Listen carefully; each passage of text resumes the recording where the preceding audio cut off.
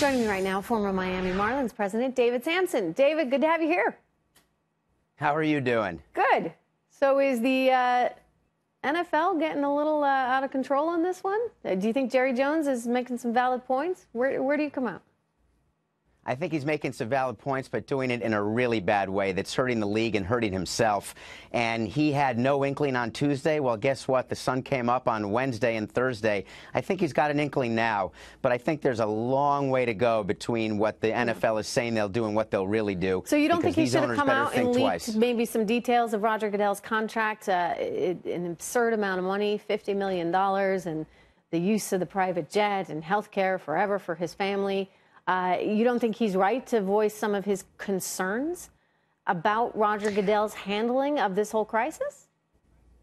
I think he did it the wrong way. I think that there's a forum for that, and that is within the four walls of a compensation committee or of an owners meeting with the NFL owners. But what's he doing? The NFL needs to focus on the field. They need to get their house in order and stop with all this front page news. We're on Fox Business. We should be talking about the game and certain teams. Instead, we're talking about Jerry Jones and owners being kicked out of a league. On Fox Business, trust me. We care more about the owners. We care more about the management. We care about the idea that Roger Goodell is getting $50 million for a league that's under a lot of a microscope, I should say, a very big microscope right now. And people are really questioning whether they want to be watching football because they're so disgusted with the lack of patriotism from these guys on the field. Don't you think Roger Goodell bears some responsibility for how the whole thing has unfolded?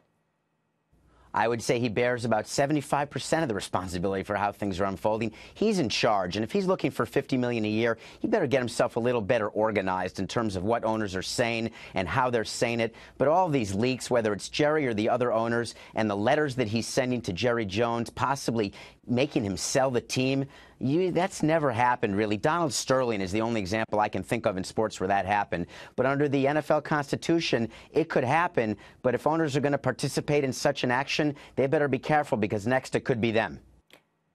I guess, you know, if you're Jerry and you feel like you're out there alone and the only one that thinks that Roger Goodell's doing a lousy job, you want to be vocal about that, right? You want it to you want to call attention to it. There's two ways to be vocal, right? He's interested in the fact that his franchise is rumored to be worth $4 billion.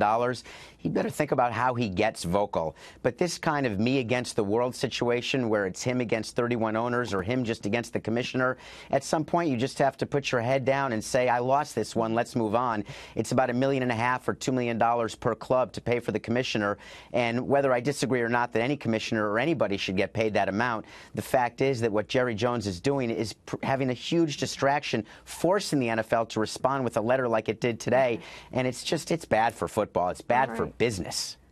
Yeah, football is struggling a bit. Even Papa John's, we've heard, is struggling because not as many people are watching football. David, thank you so much. Good to have you here.